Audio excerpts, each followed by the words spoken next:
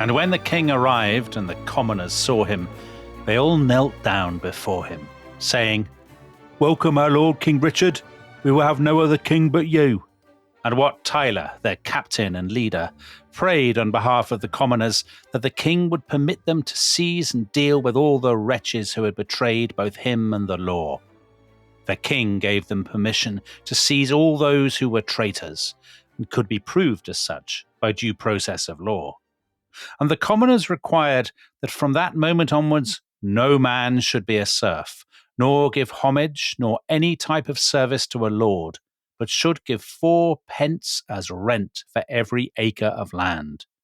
They demanded also that no one should be forced to serve a lord, but should only ever work as he wished, and by means of such agreements as were mutually agreed. So that was a chronicler describing one of the most famous moments in all English history.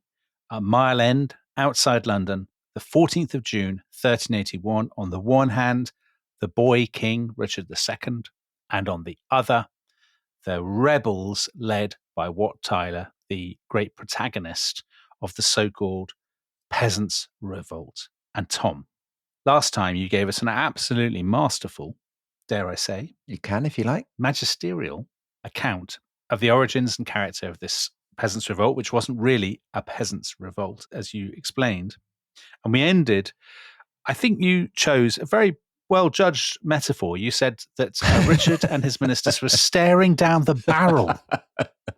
I did. That was the one, wasn't it? There was a cliche fest, wasn't it, the last episode? It was a cliche fest. They were staring down the barrel because the rebels are outside London and the king is inside. Do you want to just remind people what their grievances were and their demands? Well, because it's an unprecedented situation. I mean, that passage, the reason why it's such an iconic moment, the idea of an anointed king going out and negotiating with someone who stands at the head of commoners, mere commoners. It's astounding. And then agreeing to those commoners' terms. Yeah. But how do we get there? How do we get to the situation where Richard is willing to put himself absolutely in the line of danger to go out and do these negotiations?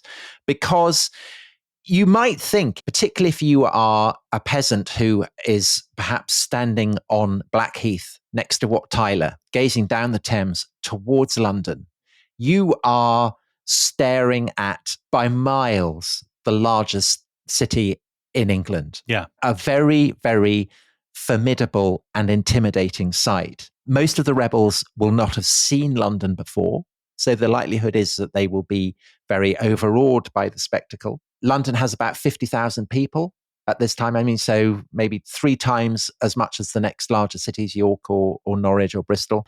It's pretty much recovered from the plague. The docks are crowded with ships. There are cranes everywhere.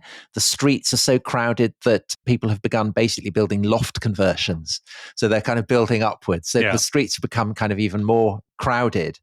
And I think that if you are a peasant gazing at this great city, you are noticing some very obvious structures that are going to alarm you. So you are most obviously going to notice the Tower of London, which is by far the most kind of forbidding fortress in the city. And this is where the leading officials of the royal government have taken refuge. So the king himself, his mother, the wife of the Black Prince, Sudbury, the Archbishop of Canterbury, Hales, the treasurer, John Legg, the upskirter. That's not an official title, I should emphasize. Yes. The upskirter pursuivant. Yes. So that's where they are, and no one has ever captured the Tower of London. So it has a reputation for being impregnable. Beyond that, you have the great spire of St. Paul's and the Bishop of London, which previously had been Sudbury, who's now the Archbishop of Canterbury.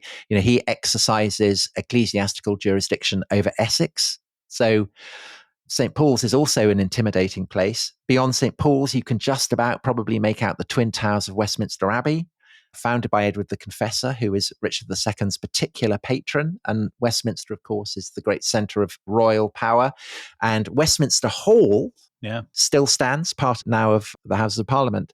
This is the great depository of records. So, you know, that's also very much on the target list of the assembled rebels. And of course, between Westminster and the City of London on the Strand, this road which runs next to the Thames, so hence its name, you have Savoy Palace, which is the great headquarters of John of Gaunt, the most powerful man in the kingdom, the uncle of the king, by miles the richest person in England, and an object of great hatred among many different strands of people. So he's very much disliked by the rebels outside London. But as we will find out, there are also people within London who have reason to dislike him. However, John of Gaunt is not in London at this time. He is away in the north, busy negotiating a truce with the Scots. However, his son, his only son, Henry of Derby, as he's called, Henry Bolingbroke, the 14-year-old cousin of Richard II, he is in London and has taken refuge with his cousin Richard in the Tower. Oh, the irony, Tom. Yeah. The irony. Yeah. Very nice. So these are ironies that we will tease out later in this series. So the rebels are gathered on Blackheath. They don't immediately advance. By now it's the 12th of June. And the reason that they don't is that for them, there is only one crossing point into London, and that is London Bridge. There are no other bridges across the Thames. And London Bridge is held against them on the orders of the mayor, who is a man called William Walworth. Meanwhile, on the northern bank, the rebels from Essex and Suffolk have gathered on Mile End, which is described by a chronicler of the time as a fine open space situated in the middle of a pleasant meadow. Anyone who lives in Mile End now probably won't recognize that description. And so there's a kind of standoff, except that in the afternoon of the 12th, various bands of rebels from Blackheath start advancing along the south bank of the Thames, because there are settlements that are along the bank of the Thames. So the Southwark, which is on the south side of London Bridge. And you have some very famous prisons there. So you have the Marshalsea, yes, which lasts right the way up to the 19th century. Little Dorrit. Yeah. So Dickens's father ends up being in prison there. It's chiefly a place for debtors. And you have the Clink, which is such a famous prison that it's kind of become a name that serves for all prisons. And the rebels descend on them, open them up, release the prisoners. They also target local informers, which suggests that by this point they are being joined by people who are from Southwark or perhaps from further afield. So in the kind of the histories of this period, you get rebels from notorious trouble spots such as Wandsworth, Tooting, Balham. Right. All these places that are now kind of, well, they're not hotbeds of rebellion, I think it would be fair to say. These are all villages at the time, though, right? They're all little villages south of London. And there is one place, of course, that is a particular object of hatred for the rebels, and that is Lambeth Palace, which stands on the south side of the Thames and is the London home of the Archbishop of Canterbury, Sudbury, who the rebels from Kent particularly hate. And so they descend on it, and there's a great orgy of sacking. Chancery rolls are burned, legal documents are pulled out and trashed. They find the wine cellar, they crack open the wine. And in Westminster Abbey, which sits on the other side of the Thames, they look over and a monk reports cries of "a revel, as they burn all the legal documents and imbibe the wine. So that's that thing that's always there in revolutions and rebellions, which people sometimes miss. Fun. It's fun. Yeah, it's a tremendous laugh when you're in the giddy height of it. Yes. Seized with the ecstasy of destruction. And particularly if you've got, the Archbishop of Canterbury's wine cellar to hand as well. I mean, that kind of fuels it. Absolutely. Yeah. So, meanwhile, the rebels have sent Sir John Newington, who people who heard the previous episode, he was the constable of Rochester Castle who'd been captured and is now being used as their emissary. And they have Sir John Newington's children as hostages, so he has no choice but to do what they say. And so he goes to the Tower and he assures the king that he is in no danger. He says that the rebels hold and will hold you for their king. And this is absolutely true. I mean, the rebels are very, very royalist. This is absolutely not the French Revolution.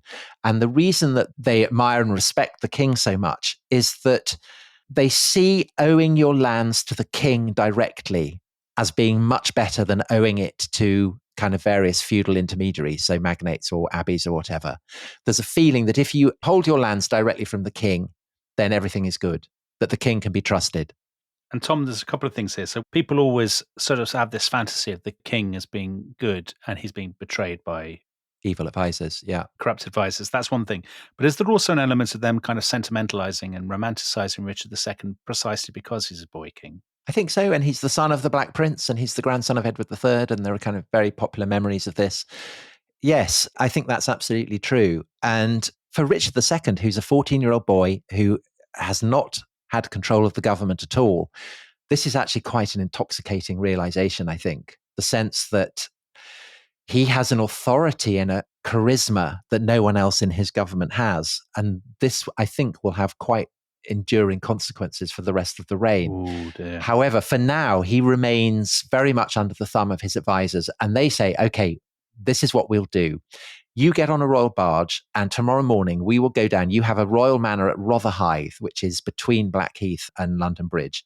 And you can sail down there and you can meet the leaders of the rebellion and negotiate with them. So this is what happens. 13th of June, Richard hears mass in the chapel of the Tower, gets onto the barge. They head down towards Rotherhithe, and they're appalled to discover that there aren't just a few rebels waiting for him, but the whole kind of mass. People say 200,000 men. Don't know if those figures are accurate, but a large quantity of people. Richard is perfectly happy to go and negotiate with them still. He's personally very brave, but his advisors say, no, there's no way we're risking that. And so they steer the barge around and they go back to the Tower. And this infuriates the rebels. And so they advance en masse to London Bridge.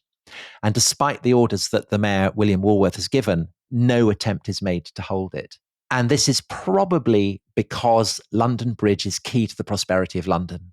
So they just don't want to risk it being destroyed. Right. Yeah. The city fathers. Because as you said, it's the only bridge across the Thames. Yeah. That surprised me. I didn't realize that. It's the great pivot for the whole kingdom, really. And if that goes, then, that's terribly bad for the financial prospects of all the merchants in the city who are basically running it.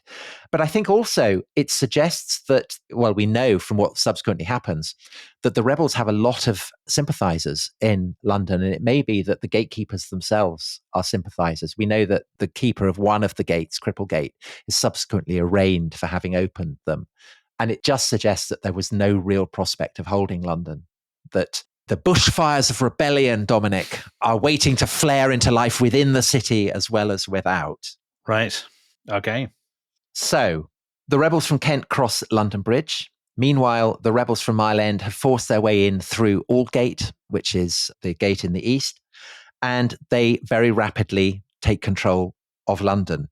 And as had been the case in Kent and Essex, so now in London, the destruction is very, very targeted. So there are some very predictable objects of the looting and vandalism that now ensues. So listeners from the previous episode, we mentioned Sir John Hales, who is the Lord Treasurer and therefore very hated as the guy who is held responsible for the poll tax. But he's also the prior of the Knights Hospitallers, and the Knights Hospitallers have their headquarters in Clerkenwell at the Priory of St. John of Jerusalem. And this is systematically disassembled. All the charters, all the court rolls, all the writings and everything taken out and burnt, as happens again and again throughout this rebellion. And then the whole of the priory is torched, and it is said that the fires burn for 7 days. But of course, Dominic, the prime target for the rebels is Savoy Palace. John of Gaunt's palace. Yeah. John of Gaunt's great headquarters. And this is razed so thoroughly to the ground that basically not a brick is left standing, and there's no prospect of John of Gaunt putting it back together again. Again, all the records are destroyed, but so too are Gaunt's possessions. And what's fascinating is that the rebels make a point not of taking them away, of stealing these property, but of destroying them.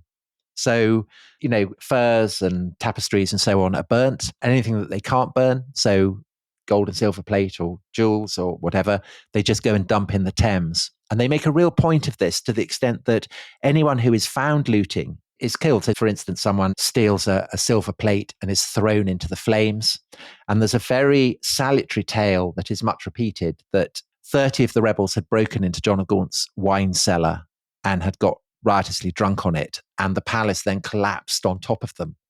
And they were trapped underneath, and they were stuck there for 7 days until they all died of starvation. So all that suggests to me that the spirit that is moving them in doing all this is probably quite religious, because of course at the time there would be no sense of, or very little sense of political commitment that wasn't religious, or wasn't seen in Christian terms. So am I right in thinking what we talked about last time, the proto-Protestant element is probably quite strong there when they're sacking John of Gaunt's palace.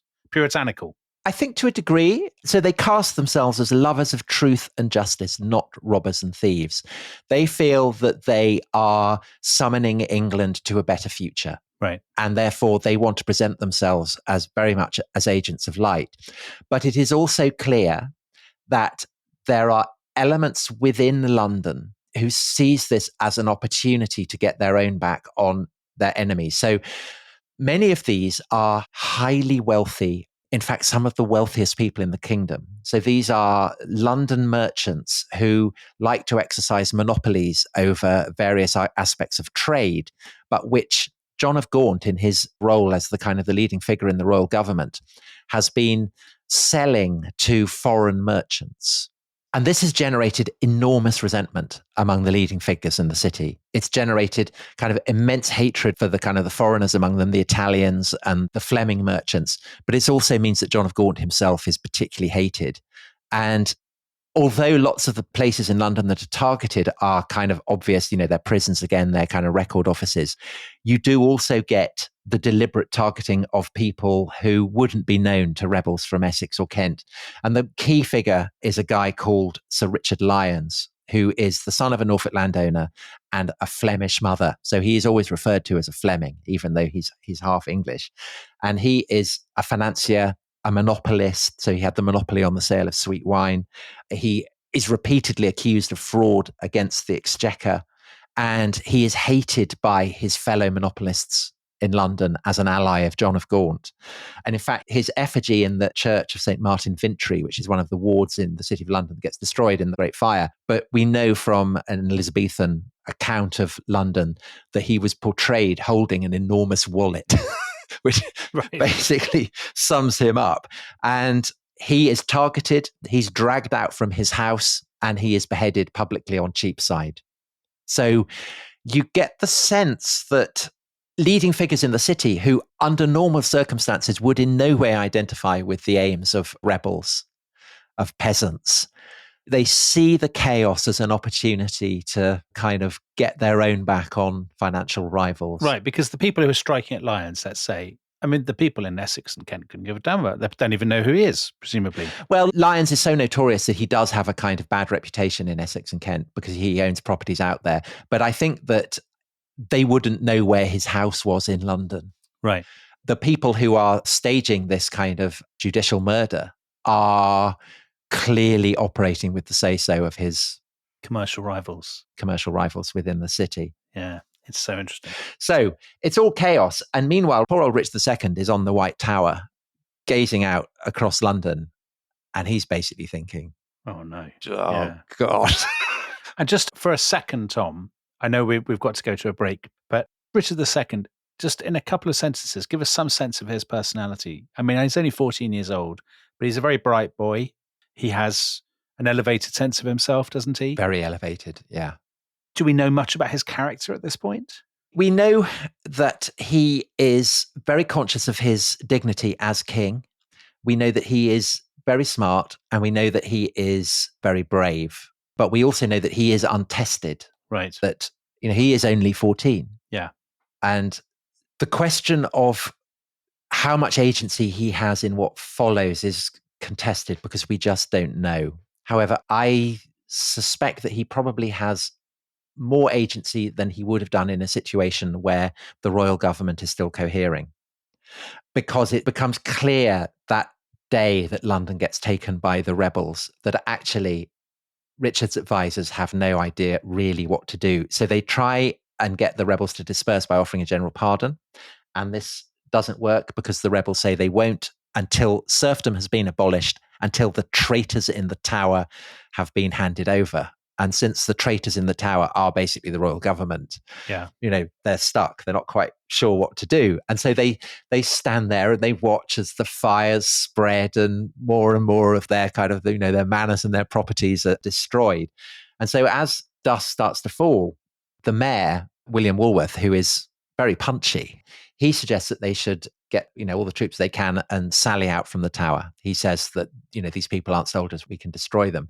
But there are very proficient military figures in the Tower with Richard, of whom the most experienced soldier is the Earl of Salisbury, a veteran of the 100 Years' War. And he says, no, don't do it. We haven't got enough men. Right. And, we risk two things. We risk an absolute bloodbath, and we risk the possibility that we won't be able to prevail. And so by the next morning, Richard's councillors have decided that they have no choice but to allow the king to go out and negotiate. The one thing they didn't previously want to do, right? The one thing they didn't previously want to do. And the question is, are they sending Richard out to negotiate in good faith or not? I think the councillors almost certainly are not. I mean, of course they're not, because, they face probably being lynched, if the rebels have their way. But I think maybe for Richard, it's different, because he is by now very aware that the rebels have a strong personal devotion to him. And if you're a king and you're 14 years old, I mean, this is quite invigorating. So anyway, so he gets on his horse and he rides out with, his trusted advisors, people who will not serve as red rags to the bull, Dominic, that is the mass of peasants, the mass of rebels. He's staring down the barrel again, isn't he? Yeah. So Richard rides out to Mile End, and there he meets with Wat Tyler and kind of several hundred other of the rebels gathered around him. And the rebels complain to the king of their intolerable servitude, the phrase is, and their heavy oppressions. And Richard hears them, and he says he understands their unhappiness, and he agrees to startling terms, which, if they had been upheld, would have, radically altered the social fabric of England. So he agrees that, yes, serfdom shall be abolished, which is clearly a very radically egalitarian move. But at the same time, he also agrees to a kind of bonfire of the regulations, Dominic. Nice. Supply side reforms. The Daily Telegraph would love it. So all the kind of the monopolies, the tolls, the trading privileges that, the various merchants in various towns, including London, abbeys, the monasteries, have habitually exercised. It's agreed that all these will be destroyed, that from this point on, commoners will have the right to trade as and where they please. It's a very, very radical free market maneuver. So it's simultaneously egalitarian and very free market, these negotiations. What Richard doesn't agree to, as far as we can tell, despite the chronicle that you read saying that he does, is that the traitors, in inverted commas, should be handed over. But I think it's equally clear that in the eyes of the rebels who've been negotiating with him, this is essentially what Richard has agreed to. And so after the meeting, Richard doesn't go back to the Tower. Yeah. We're not quite sure where he goes, but he definitely doesn't go back to the Tower. But the great mass of rebels who had been with him, they all head off towards the Tower. And they get in. And they get in because there's no defences. Because Richard has withdrawn the defences, conceivably? Well, we don't know how they get in. It's very strange because it's impregnable. There's no way that they would have been able to force it. So I think the likelihood is, and it's a reflection of the fact that this isn't really, again, a peasants' revolt. There are people at the head of the rebels, probably in London, probably very, very eminent, distinguished figures who smooth talk their way in. They're talking to the guards. They say, we've come from the king. He says, you've got to let us in. Right. And so they break in. Yeah. And again, the violence is very targeted. So in fact, only 5 people are executed. Yeah. Simon Sudbury, the Archbishop of Canterbury, you'd expect him. It takes 8 blows of the axe to chop off his head. 8 blows. Robert Hales, the treasurer. Yeah. John Legg, the upskirter pursuivant. Right. He goes. Yeah. A lawyer from Stepney. Right. Who has clearly been targeted by some other, probably lawyer from Stepney. He's, clearly been fingered. Right. Some vendetta, some local vendetta. And then the son of John of Gaunt, Henry, who people remember, we said he was in the Tower. He manages to get away. A rebel from Rochester is supposed to have bundled him out, which is very sensible because in due course, the rebel is able to use this as a justification for why he shouldn't be put to death. But instead, the rebels, they vent their hatred for John of Gaunt on his physician, whom they find there. That's harsh, isn't it? The guy's just doing his job. Yeah. Hippocratic oath, Tom. Yeah. Well, you'd say so. So anyway, so this is the state of play midway through this turbulent day on which the King of England has had negotiations with rebel leaders from Essex and from Kent. And the question now is, will it work? Will the rebels disperse? What's going to happen? And just as we go into the break, Tom, well, apart from the fact that this revolution, had it happened, would have completely reshaped English society, That thing about Henry Bolingbroke being bundled out by the bloke from Rochester, that is a momentous moment in English history, isn't it? It is. If he had been captured and executed, the fate of Richard II, the fate of the Plantagenet dynasty, the whole course of English history might well have been very different. And on that cliffhanger, what a moment. So we will be back after the break and we will find out, are the peasant revolutionaries, they're neither peasants nor revolutionaries, but that's neither here nor there, but are they going to succeed, or will the wheel of fortune turn against them, Tom? Come back after the break and find out. This episode is brought to you by Rocket Money. Tom, we often talk about how to organise our finances. I'm very conscious that I'm paying for a lot of mad subscriptions. And there's one thing that we've talked about often on this show. It's the thing that we probably hate more than any other, and it's a hidden fee. I would love to get my finances under control. There are all these things piling up on our bank statements, and I think I need to fix this problem. I need to sort this out and to stop this. I mean, my finances are so chaotic that I need this app. So I'll tell you what it is. It's called Rocket Money. It's a personal finance app that helps find and cancel your unwanted subscriptions. It monitors your spending and it helps to lower your bills so that you can grow your savings. With Rocket Money, you can track all of your subscriptions and you can easily cancel within the app with just a few taps, saving you time, avoiding charges. And you can also set budgets and goals and get personalized insights and regular reports to track how you're doing. They will even send you real-time alerts for large transactions, upcoming bills, refunds, and even low balances. So let Rocket Money help you reach your financial goals faster. Join at rocketmoney.com/ishistory. That's rocketmoney.com/ishistory. rocketmoney.com/ishistory. Año nuevo, los mismos Extra Value Meals en McDonald's. Ahora te puedes llevar 2 snack wraps y papitas y una bebida mediana por solo $8. Solo por tiempo limitado. Precios y participación pueden variar. Los precios pueden ser más altos en Hawái, Alaska y California y con entrega.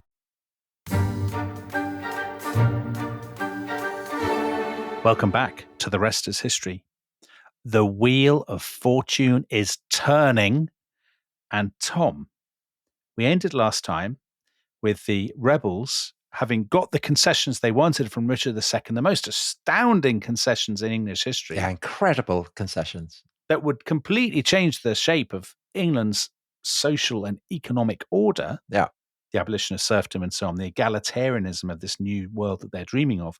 And they have stormed into the tower. They've executed 5 people, the Archbishop of Canterbury with 8 blows of the axe, John of Gaunt's doctor, very harshly in my view, a man from Stepney, because other people in Stepney don't like him. Now, what happens next? Right, well, this is the key question. And all Richard's negotiations have been predicated on the fact that it will lead the rebels to disperse. And lots of them do. Lots of them do start heading back to Kent or to Essex or to Suffolk, but not all of them. And this is a real problem because it means that Richard still hasn't got London back under control.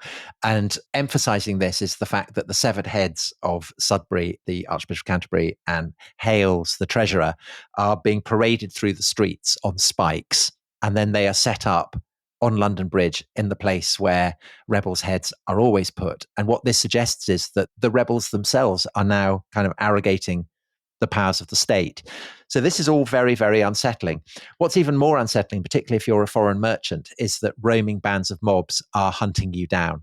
So over 150 foreign merchants are killed. As we said in the first half, they are particularly associated with John of Gaunt.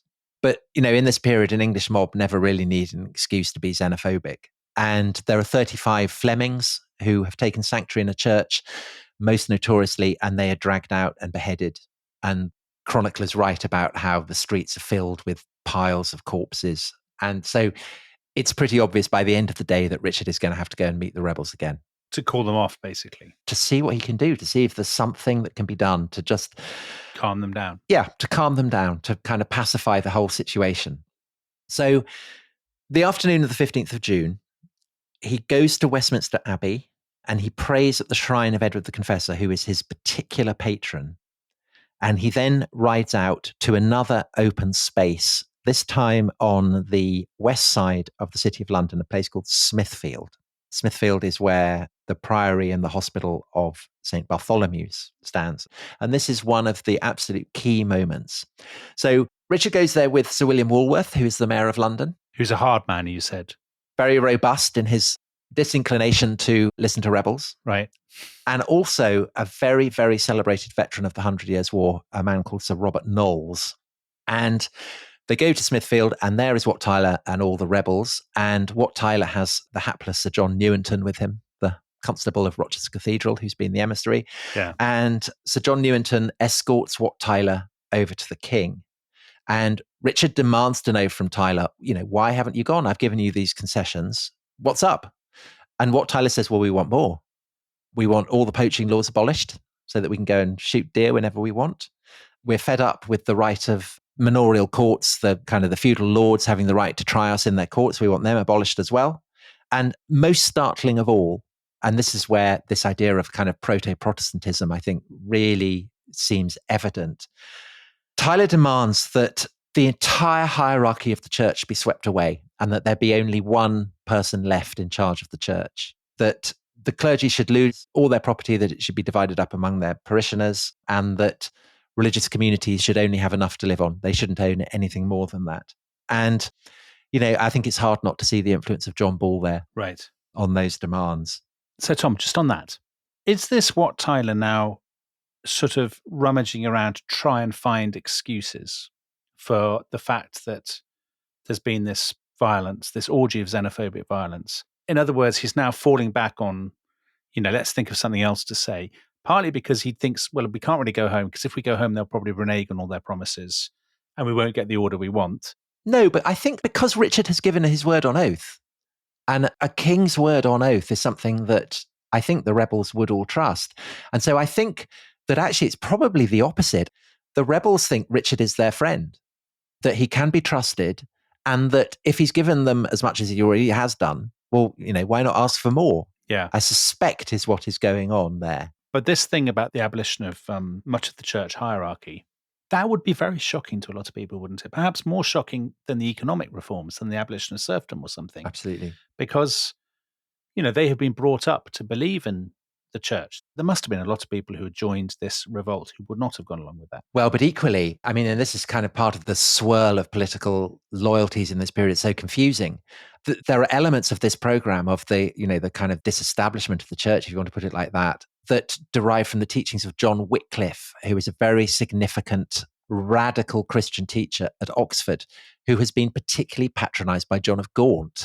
So weirdly, there's a kind of a coincidence of aims with John Ball, this kind of vagabond preacher who has been inspiring the rebels out in the counties, and John Wycliffe, this brilliant academic who is sponsored by John of Gaunt. And so we just don't know what the cross currents are there. So Richard agrees to all these terms again, but I suspect that by now, he has no intention of upholding those. Right. So we don't know precisely the terms in which he agrees it, because what happens almost immediately after he agrees to these terms is that there's a fracas, and the events are so confused that the precise outline of action is uncertain. But essentially what seems to have happened is that Wat Tyler is thirsty, it's hot, he asks for a jug of water, and then he downs that, and then he asks for a jug of ale, and then he climbs up onto his horse. And at this point, one of the men in the king's retinue cries out that he is a rebel and kind of denounces him as a thief and a robber.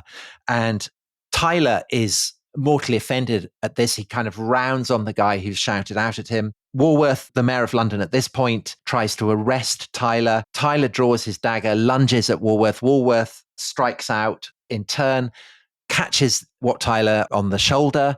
Tyler is bleeding really, really badly.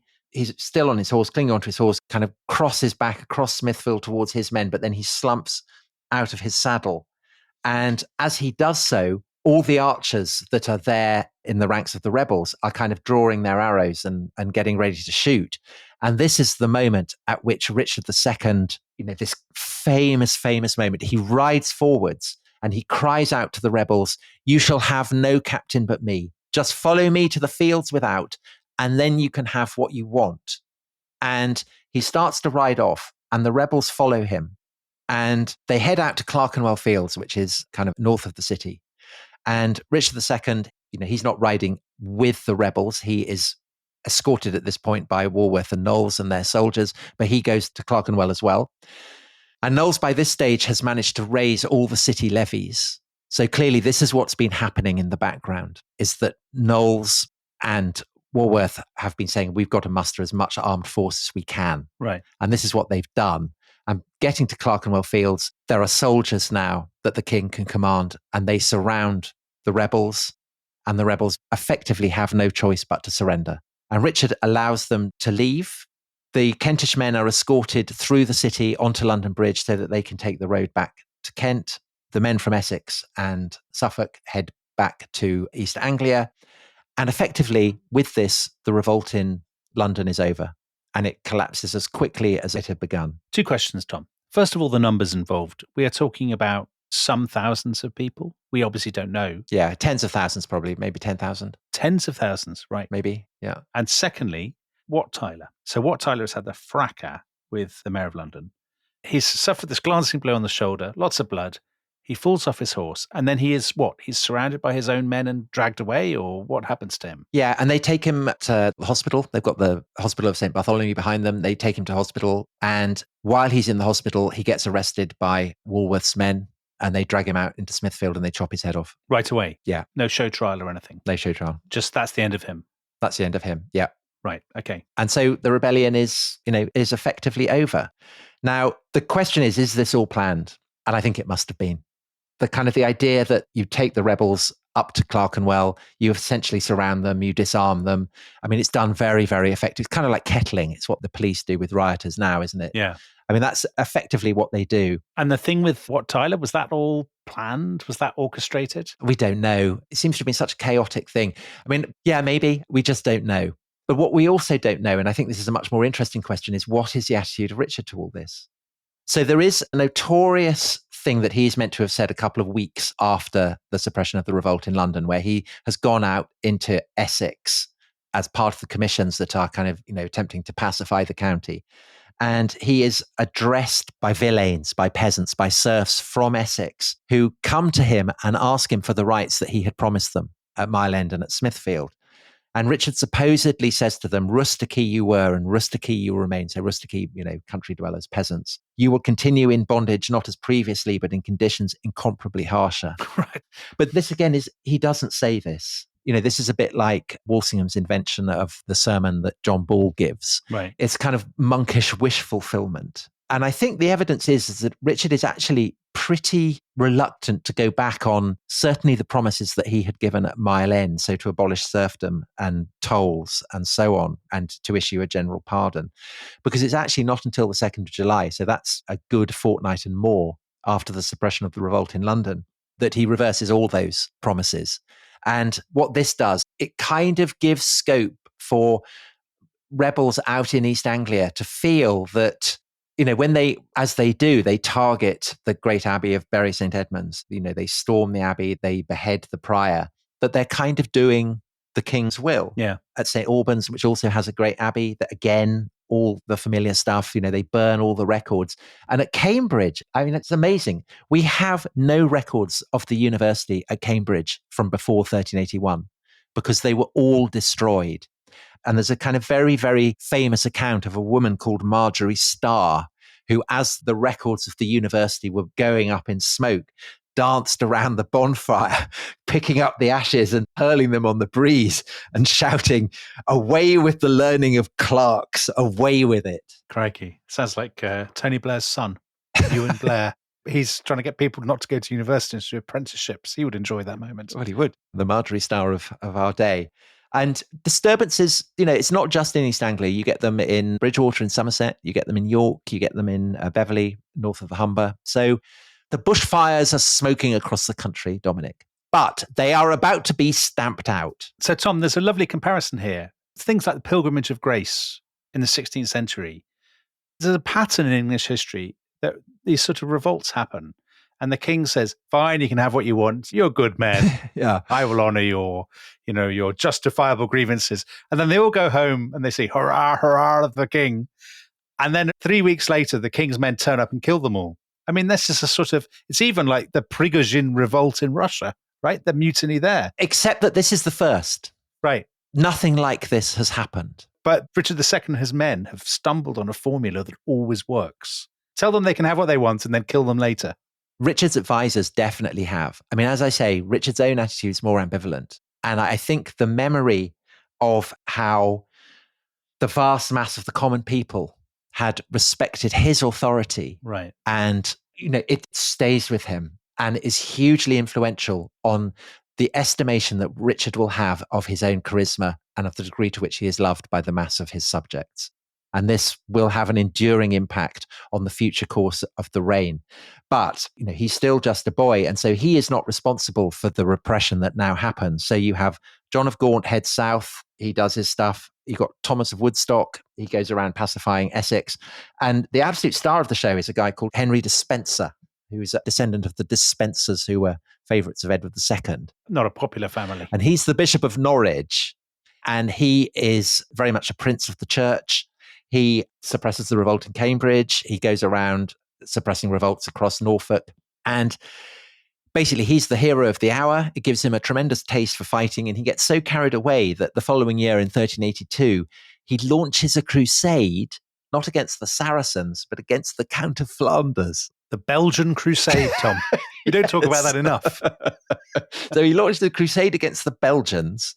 And he kills lots of Flemings, and then he gets bogged down in an unsuccessful siege of Ypres, comes back in disgrace, but within 2 years, he's off fighting the Scots again. Crikey. He's a great man of the cloth.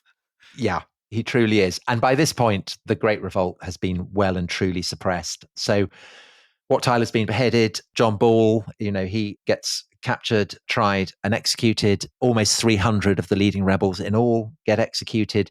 But otherwise, the rebels are confirmed in their pardon. Initially, a pardon is issued, which you have to apply for. So that's kind of acknowledging that you were a rebel. So people are reluctant to do that. Very good. But then Richard does, to his credit, issue another one. He just says, there will be no repression. So I think that does suggest that Richard perhaps has a slight guilty conscience over it. But there's no question that objectively, it seems that the revolt has completely failed. So serfdom is never formally abolished. I mean, there are still traces of it, in the late Tudor period. All the corrupt officials, apart from the ones who've been executed in the Tower of London, remain in place.